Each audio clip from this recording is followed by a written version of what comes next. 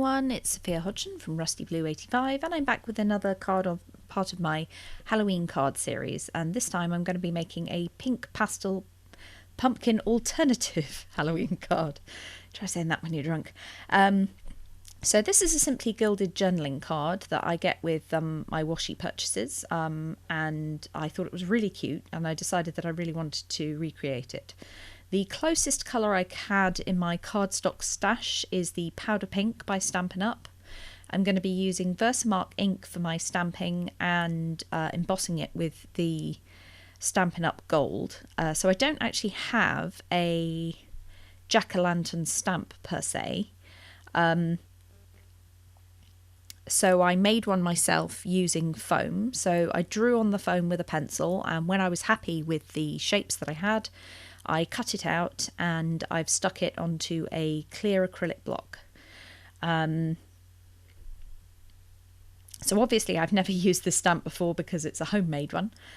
So I'm just inking it up really, really well with my Versamark ink pad, making sure that it's definitely absolutely saturated with the ink. Because it's not in my stamp positioning tool, I only get one chance. So I've just covered this piece of powder pink card with my embossing powder, so I shouldn't get any stray flakes where I don't want them, and lining up the stamp roughly where I want it, and I'm going to press down really, really hard, make sure I get a really good impression first time, because as I said, it's not in a positioning tool, so this is my one and only chance.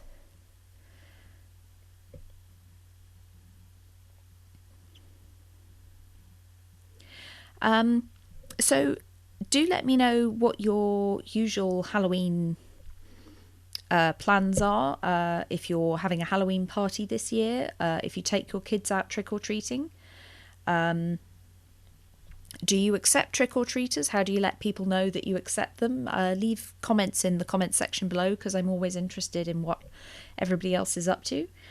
So back to the card, I'm just adding my gold embossing powder, and I did manage to get a really good impression. I'm quite happy with the way that that's turned out. Unfortunately, even though I treated my card with some anti-static powder, I've still got quite a few kind of stray pieces of embossing flakes. Oh, cat hair. Sorry, you can't escape the cat hair in this household. So I'm just going to try and brush those off with a paintbrush. And then I will be hitting this stamped image with my heat tool. And I'm just going to put some music on, and I will be back with you shortly.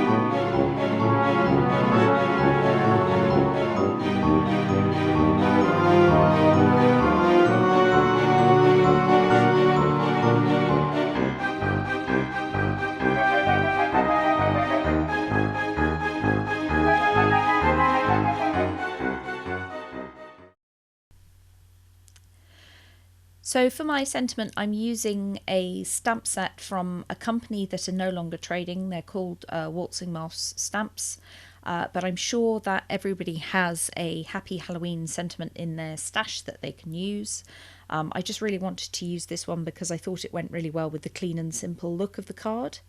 So again, I've treated the card with Embossing Buddy, and I've used Versamark ink to get a clear impression, and I'm just using my gold embossing powder to heat emboss that.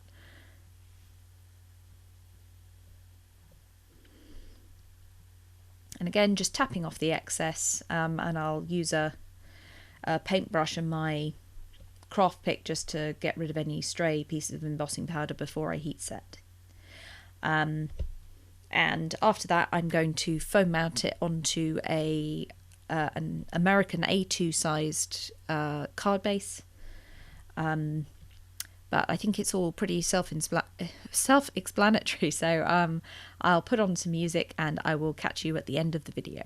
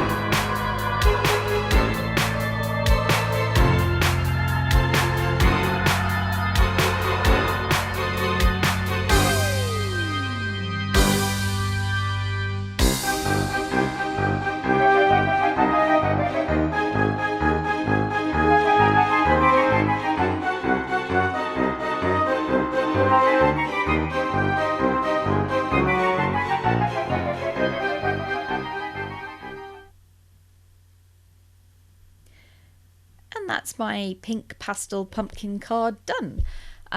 So do give this video a thumbs up if you've enjoyed it. If you haven't already, please subscribe to my channel. This is, sorry, back to the card, just a comparison with the original journaling card. And I think that that's turned out quite nicely. So as I said, if you haven't subscribed already, please do subscribe and give this video a thumbs up if you liked it. And I hope to see you back at my YouTube channel soon.